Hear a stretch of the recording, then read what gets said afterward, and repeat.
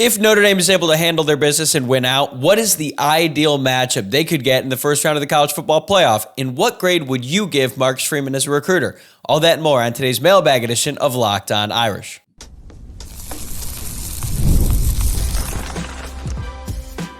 You are Locked On Irish, your daily podcast on the Notre Dame Fighting Irish. Part of the Locked On Podcast Network, your team every day. What's up, and welcome into Locked On Irish, your daily Notre Dame podcast. My name is Tyler Wojciak, and I'm the host. I'm a Notre Dame alum and producer of Fox Sports, and today is Friday, November 8th, so happy Friday to you. And thank you for getting your weekend started right here by making this your first listen of the day. Whether you are watching along on YouTube or listening to the podcast, I am grateful you're here. All I ask is that you take a quick second to subscribe from wherever it is that you're tuning in from if you have not already. And this episode is brought to you by FanDuel. New customers can place a $5 bet and you'll get started with $150 in bonus bets if you win your first $5 bet. Just visit FanDuel.com to get started. It is Friday, which means it's time for another mailbag, and we got another great one in store for you today. Thanks as always to everyone who submitted their questions. Let's get right into it because we have a lot to get into today, and this first one comes from @Dale Swift. If the Irish host a first-round playoff game, what is the most ideal matchup? And then he says top three. So I saw this going around on X. Bud Elliott, who works for 24/7 Sports, is one of the co-hosts of the Cover 3 podcast. He does a playoff projection every single week, and I saw one, his latest one, and I loved it. Okay, he has Notre Dame in the 6th seed playing Penn State, who would be the 11th seed in the first round, and then the winner of that game would then face Miami in the second round. That is by far the best case scenario I have seen for Notre Dame in the first round of the playoff because, one, they'd be able to host the game. Two, they would be able to play a good opponent, but one who I think is beatable in Penn State. And three, they would then face the 3 seed, who we think is going to be Miami, in the second round. So that sets them up for success. If you want to look at the rest of his playoff breakdown, I can give it to you here. So in the top left corner, you would have the 8-9 game. He would have SMU playing Indiana. The winner of that game would play the 1 seed, who he has as Oregon. Bottom left, Tennessee playing Ohio State at Ohio State in the 12-5 match. The winner of that one would get BYU. Top right, Boise State, Texas in the 10-7 game, and then the winner of that would face Georgia. And then, as I mentioned, bottom right, Notre Dame and Penn State in the 6-11 spot. Winner of that would face Miami.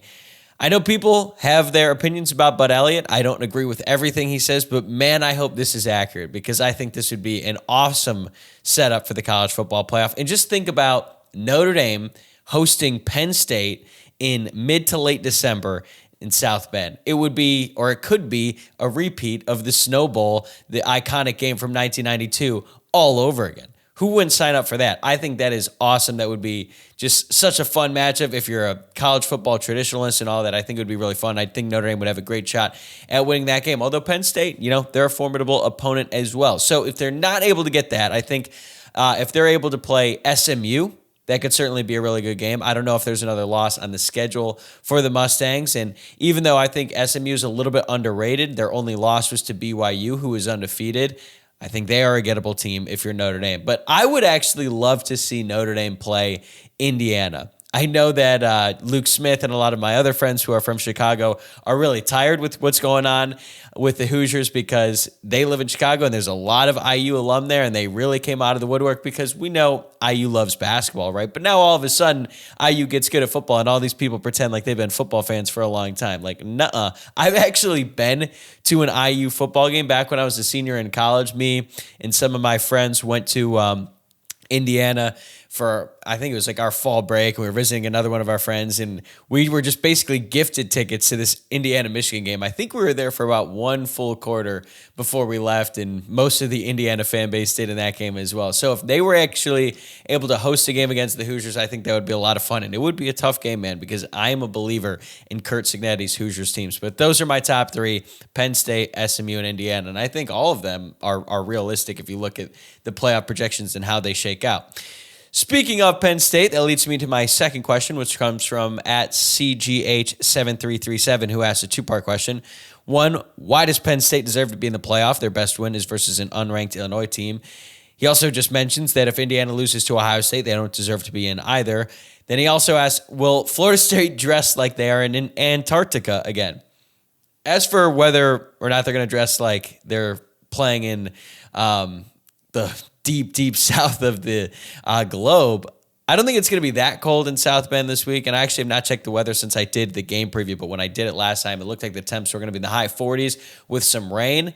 If it were just in the high 40s, I think that's totally fine, but then you add in that rain, and then that weather can become miserable in a hurry. So if you are going to that game, bundle up, but Florida State probably isn't going to want to be there anyway, so I think that that rain might be what pushes them over. I still don't think it's going to be like 2018, though, when they were all dressed up, literally like they were in Antarctica. So that was a good observation by CGH7337. But as for Penn State, I mean, I have my problems with why they're ranked 6th in the college football playoff rankings, but they probably do deserve to be in the top 12. I mean, they only have one loss. They did beat Illinois. They came back to beat USC in overtime, which, you know, despite USC's record, I still think that was a pretty impressive win because at that point, like, USC had not completely folded yet. Maybe they will by the time Notre Dame plays them at the end of the season.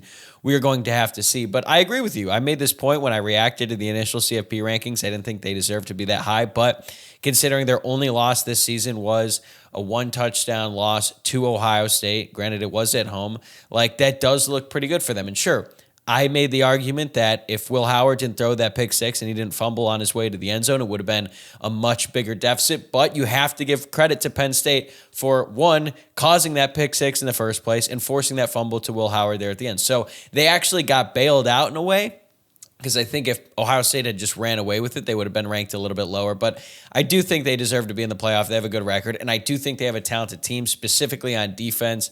I don't think their offense is that great. I mean, Drew Aller is much improved compared to last year. Tyler Warren is a really good tight end.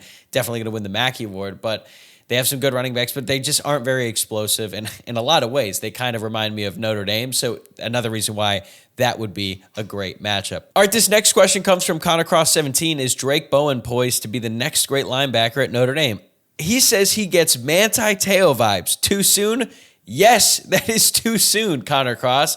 I mean, look, I like Drake Bowen. He has definitely been a surprising player, at least to me, because I honestly thought at this point in the season, Kingston Viliamo-Asa would have beaten him out, and those two guys are both playing great, but what we've learned this season is that those two guys can play on the field together, which is not something that I had really considered in the preseason because they both played Mike linebacker.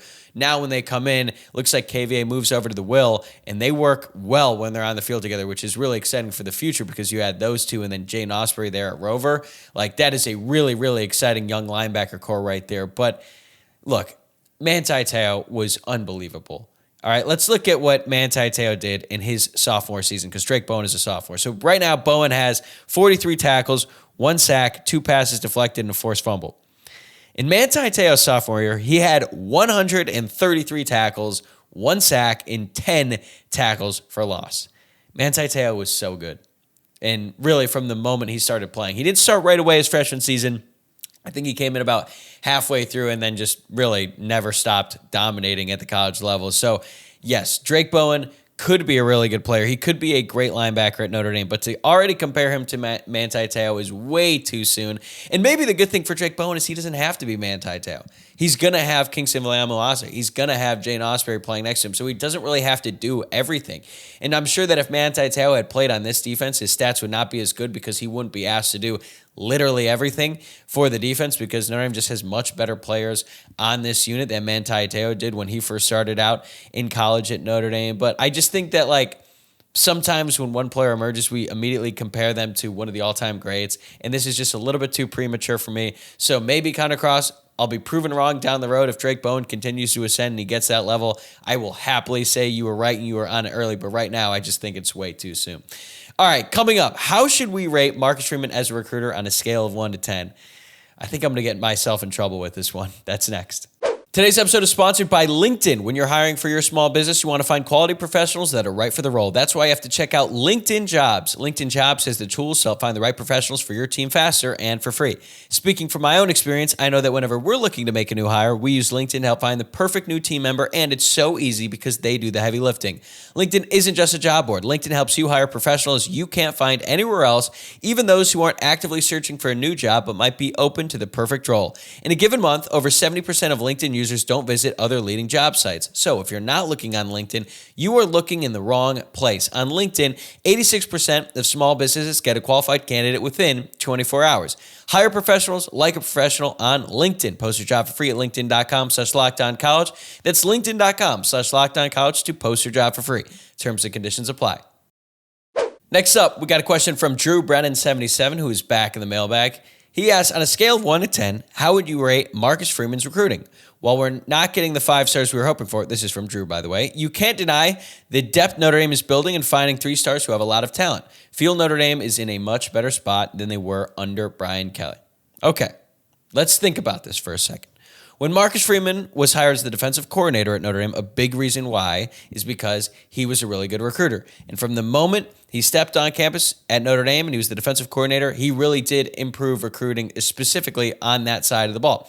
Then he became the head coach. And I remember his introductory press conference. He said recruiting about 1 million times. And he was going to be the guy that was going to finally get those 5 stars to commit to Notre Dame. And we thought that Notre Dame would finish every single season with a top 5 class. That has not happened. The only 5-star that Marcus Freeman has signed since he started at Notre Dame as the head coach, Jalen Sneed. They've had a lot of guys commit, but not a lot of guys sign.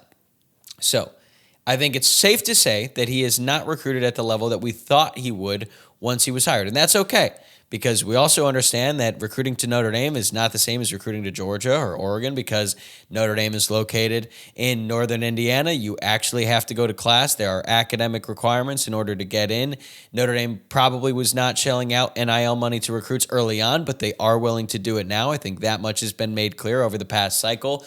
And, you got parental and you got all the other stuff that makes recruiting at Notre Dame more difficult. Okay, so now that we've got that out of the way, we understand that we're grading Marcus Freeman on a curve here. I still do not think you can say he's 10 out of 10, right? If we're grading on a scale of 1 to 10, he's definitely not 10, because if that were the case, he'd be signing top 2 to 3 classes every single year. There'd at least be 3 5-stars in every class. So we can immediately rule out the best case scenario, which is 10 out of 10. I also think you can easily rule out 9 out of 10 too, because they've only signed 1 5-star. They have not signed a top 5 class yet, so 9 out of 10 seems like a stretch. 8 to 10 I think is realistic. It's reasonable, but when you look at what this class has done, specifically the class of 2025, that's not an 8 out of 10 level class. Notre Dame is ranked 14th right now in the 24/7 Sports Composite. 7, I think that's definitely something that we should consider. What about 6? 6 seems too low, right? Because Notre Dame has recruited better. Even though that they haven't signed a top 5 class, we see a lot of young players come into Notre Dame and they're playing early on. Look at Leonard Moore, who's starting as a true freshman. Anthony Knapp starting as a true freshman. Sam Pendleton started several games at left guard as a redshirt freshman.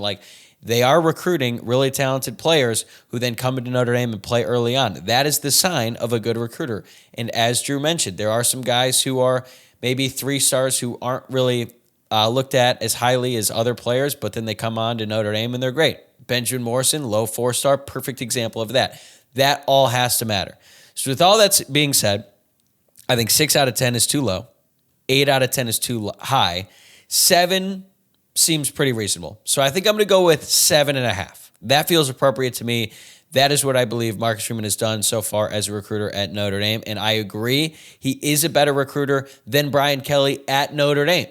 He has signed better players than Brian Kelly did at Notre Dame. However, LSU does have the 4th-ranked recruiting class right now on the 24/7 Sports Composite. As I mentioned, Notre Dame has the 14th. In 2023, LSU finished 6th. Notre Dame finished 12th. The reality is it's a lot easier to recruit to places like LSU than at Notre Dame. So it's possible that Marcus Freeman is an even better recruiter than the 7.5 out of 10 that I just gave him. But when we look at what he's done at Notre Dame, I don't think you could put him any higher than that.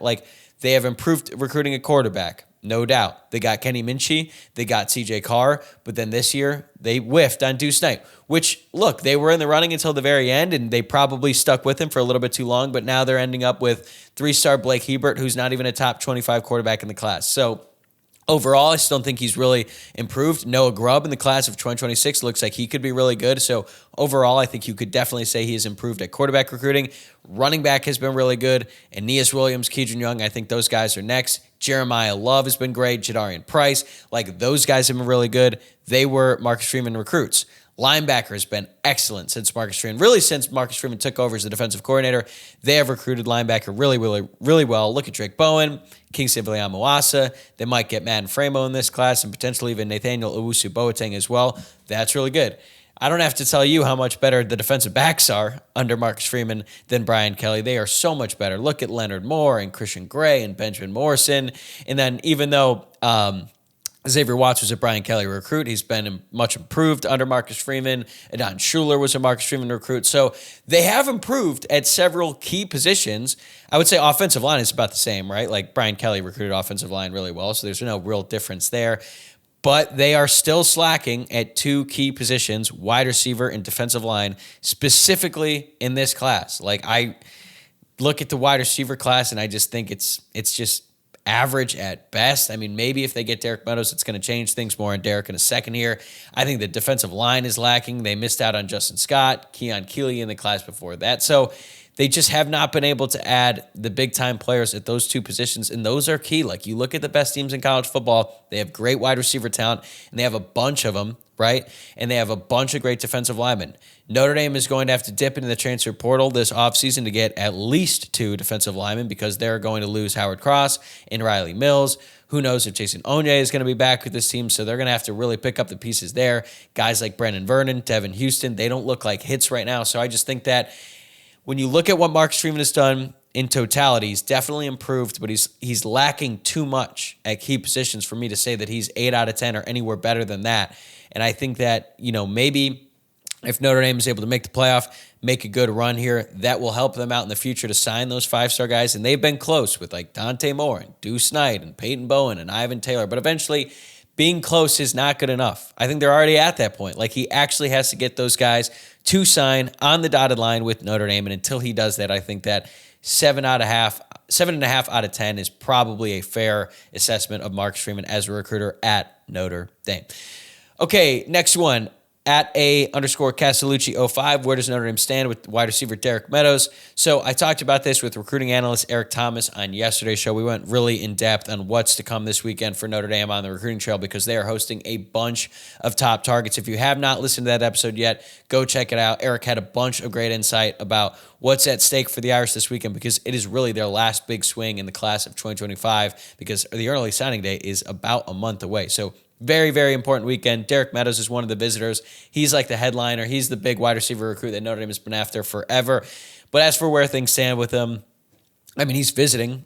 So, like, that's a positive, right? But I just don't really think he's going to end up at Notre Dame. He's still committed to LSU. He just visited Michigan last weekend. I think if Bryce Underwood, who's the number one quarterback and the number one overall prospect in the class of 2025, ends up flipping to Michigan, which is something that's been rumored, Michigan is willing to throw him a enormous NIL bag. If that happens, I think that there is a real chance that Derrick Meadows could follow him to Michigan. I just don't really see a scenario where he ends up committing to Notre Dame because, like, Notre Dame threw everything at him before, and now they lost Deuce Knight. So it's like, what about Notre Dame's pitch is a little bit better unless they're willing to throw in some more NIL? I don't know if that's going to be the difference. I really don't think it's all about NIL with Derrick Meadows. I think a big reason why he committed to LSU in the first place was so that he could be developed as a wide receiver. And even though Notre Dame's passing game has improved over the last few weeks, I don't think that the wide receivers have produced enough to convince a 5-star that all of a sudden going to Notre Dame is going to help his development more than going to a place like LSU. And honestly, as I said with Eric yesterday, I just don't think Derrick Meadows is worth it at this point because, yes, he's big. Yes, he's fast. But you look at his production his senior year at Bishop Gorman, just 19 catches on the year. 445 yards is nice. He averages 23 yards per reception, and he has 5 touchdowns. Like, that's good. But when you consider all the effort and all the time and all the drama that Notre Dame has invested in Derrick Meadows, it just doesn't seem like they are going to get the return on the investment. Eric Thomas agreed. Maybe I'll be proven wrong. Maybe Derrick Meadows does commit to Notre Dame, and maybe he balls out. And if that happens, I will be very happy to be proven wrong. But I don't think he's going to even commit to Notre Dame in the first place. So that is where I think things stand with Derrick Meadows. All right, we got a few more questions left, including one. How many more injuries can Notre Dame sustain before they reach a breaking point? More on that right after this. Today's episode is brought to you by Robinhood. With Robinhood Gold, you don't need a silver spoon to eat up the financial favors of the 1%. Robinhood Gold allows others to get the rates and perks usually reserved for the high society. Now, the resourceful individual with Robinhood Gold can earn the very liberal rate of 4.5% APY on uninvested cash, receive unlimited 1% deposit bonuses, and be rewarded with a handsome 3% retirement boost on an IRA account. Robinhood Gold provides the privileges of a high net worth for any net worth. These generous benefits are now available for only $5 a month. The new gold standard is here with Robinhood Gold. Sign up at Robinhood.com/gold. Terms apply. For product-specific disclosures, visit Robinhood.com/gold. Investing involves risk. Rate may change. Gold membership is offered by Robinhood Gold, LLC. Today's episode is presented to you by FanDuel. Get ready to tackle the NFL action with FanDuel, America's #1 sportsbook. Because right now, new customers can bet $5 and get $150 in bonus bets if you win. The FanDuel Sportsbook app gives you everything you need to place live bets on the NFL all in one place. So when you get a hunch in the middle of the game, you can check out the latest stats, view live play-by-play, and so much more on the same page where you place your bets. Just visit FanDuel.com to join today. You'll get started with $150 in bonus bets if you win your first $5 bet. And if you want a winner with that first $5 bet, I've got one for you. So I know I've been giving out the Bengals all week on Thursday Night Football. Full disclosure, I am taping this during the game, so I don't know if that bet is going to hit, but I got another one for you. Jets -1 against the Cardinals on Sunday. I don't really love putting my faith in the New York Jets, but I just have a hunch in this one. So take the Jets -1. That's FanDuel.com. Never waste a hunch and make every moment more with FanDuel, an official sportsbook partner of the NFL. Joe Piano asks, at what point will the injuries catch up to Notre Dame? It's not necessarily about how many injuries they suffer. I think it's more position-based. Like, they cannot have one at cornerback right now. They're already out there with the true freshman in Leonard Moore and a sophomore in Christian Gray, and their backup for both of those is really Carson Hobbs. Now, if one of those guys does get hurt, they could move Jordan Clark over to play corner, and then Rod Hurd, who's right now the backup safety, he could then move over to nickel. That's what he played at Northwestern. That is what Notre Dame had to do against Louisville, but that is just not an ideal position to be in. They were able to survive against Louisville, but if that happens over the course of several games, teams are going to get tape on Jordan Clark split out wide, and I just think he becomes a lot more vulnerable in that spot. So if they have another injury at corner, that would be devastating. I also think any other injury on the defensive line would be a massive blow. They've been on thin ice all year. They lost Jordan Botelho for the season. They lost Boubacar Traore for the season. I don't think Jason Anya is coming back at any point this season. Josh Burnham has been really good since he's been back from injury, so they're really thin there. They do not have much depth, and they finally got Gabriel Rubio back, which was a huge addition to that defensive line unit. But considering how important they are to the function of that defense, that's another spot where they cannot afford another injury. On offense, I mean, obviously an injury to Riley Leonard would be a devastating blow, even though a bunch of fans were calling for him to be replaced by Steve Angeli earlier in the season. I don't think they're doing that now because Riley Leonard has played really well over the last few weeks, not just as a runner, but also as a passer. And considering how much of the Notre Dame offense runs through Riley Leonard, especially his ability to use his legs and get first downs and scramble and all that stuff, I think that they would have to drastically change the entire style of the offense at this point in the season if Riley Leonard were to get hurt, and I don't think that would bode well for them. They also cannot afford an injury at offensive tackle because they've got a true freshman in Anthony Knapp going out there, and he's finally making some important strides, so that's good. Emil Wagner, I think, has been the most consistent offensive lineman who has been out there for the full season, so they can't afford an injury there. And look, I just rattled off a bunch of positions. The reality is they're walking a very fine line with these injuries. They have suffered a lot this season. They have been unlucky. Knock on wood, things have been a little bit better in recent weeks, but they are close. And let's just hope that they're able to get through the month of November. They are able to avoid any serious injuries, and they get in the playoff, and then they have their full guys, whoever is still left at their disposal for whoever that playoff matchup might be, assuming they are able to handle their business and go 11-1. If they do suffer an injury at any of these key positions, they might not finish 11-1. That would be really, really disappointing when you consider how much this team has improved up to this point since that loss to Northern Illinois. All right, next one, at Riles. What player or team made you really like Notre Dame? It wasn't really a player or a team. I really got into Notre Dame because my dad loves Notre Dame and always has, and so does my uncle and my grandpa before he passed. So they grew up watching Notre Dame, and that was passed down to me. I became obsessed. And honestly, my favorite player, my first favorite player, was Vontez Duff. Seriously, the cornerback, the punt returner. And I think it really stems from his punt return for a touchdown in that season opening game against Maryland back in 2002. Like, that 2002 season was my first real memories of watching Notre Dame football. I was 6 years old, and they were actually good that year, or at least they had a good record. I don't know if they were an actually good team. They had a really good defense that year. But Vontez Duff returned a punt return for a touchdown, and I just was obsessed with him. I think I wanted his gloves, and then in a weird small world story, Vontez Duff actually gave his gloves to Luke Smith, and I still hold that against him, to be honest. But my first real favorite team of Notre Dame was the 05 and 06 teams with Brady Quinn, Jeff Samardzija, Tom Zbikowski, Darius Walker. Those teams were so fun. They ended up not even being that good. They almost knocked off USC in what would have been one of the biggest upsets in the history of Notre Dame. But it was just the fact that they were exciting to watch, man. They had Brady Quinn, who was a really, really good quarterback. He was throwing the ball all over the field. I wanted to be a receiver, so the fact that guys like Jeff Samardzija were making all these plays, Maurice Stovall, they were just such a fun team to watch, and I fell in love with them. I was about, in 2005, I was 9 for that. And I remember crying after the Bush push. And then in 2006, I was 10 years old, and I remember being so excited for that season. I thought they really were going to win the national championship, and then they got housed by Michigan at home. But even then, I still loved those teams. I talked about it before, being able to go to that UCLA game in 2006, that game-winning touchdown by Samardzija. That's one of the most fun moments I've ever had inside that stadium. So I really owe a lot of my fanhood to those teams back in 05 and 06. All right, last question. And it's a basketball question. Steve Canlin got in the comments after he saw my interview with men's basketball beat writer Tom Noy and said, "Guys, are you being serious?" He says he's a big Notre Dame fan, but this team is very weak. They will struggle in a major way in the ACC. Don't expect nothing to change from last season. Sorry. He says he is just telling the truth. In the words of the great Lebowski, that's just your opinion, man.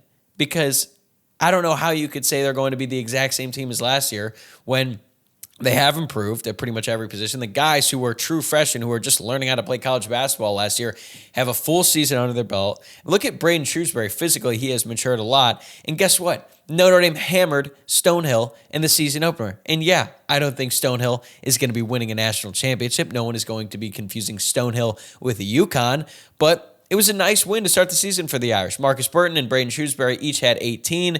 Shrews was 4 or 5 from three-point range, and Burton only had 2 turnovers. So those are 2 very, very important developments, and Tom Noy has been on the Madalaco hype train since he came on, I think it was a couple months ago. He had a nice, quiet 10 points, 2 assists, but I like what he showed out there as well. Kebajai had a nice game, 9 points, 10 boards. I really think this team is going to make the NCAA tournament, or at least they're going to have a chance at the end of this regular season. And honestly, that's all we can really hope for when you think about how down Notre Dame men's basketball has been the past couple seasons. I thought it would take until Mike Shrewsbury's 3rd season before they could make a realistic playoff run, but I really like this team. I think Burton and Shrewsbury are such a great guard combo, and I saw Tim Priester, friend of the program from Irish Illustrated, say that he thought Braden Shrewsbury was going to be all conference, either first, second, or third team at the end of the season. I know a lot of people thought that was crazy. I kind of did too when I first heard it, but man, if he plays like he did against Stonehill, that is going to be a very realistic possibility. And no need for the negativity, Steve. Come on, man. This basketball team is going to be fun. Enjoy it. All right, that's going to do it for this episode. Thanks again for making Locked On Irish your first listen of the day. This is not the last episode of the week. I'm actually going to be releasing another episode tomorrow morning on Saturday. It's a crossover episode with Locked On Seminoles host Brian Smith, who you know as the recruiting insider for Locked On. Yes, he's also the host of the Locked On Seminoles podcast. We did a really fun crossover episode. I'm going to drop that tomorrow morning. So the game isn't until 7:30 p.m. Eastern. You have all day to listen to that, get you ready on the day of the game. And also remember, please subscribe on YouTube or wherever you listen to the podcast. That way, you never miss an episode. After that, I'm going to be back on Sunday night with my reaction, recap, all the stuff from what Notre Dame shows on the field against Florida State. Hopefully, it's a blowout win. And all my thoughts, takeaways coming your way on Sunday. But I'll see you tomorrow and enjoy the game on Saturday. Go Irish.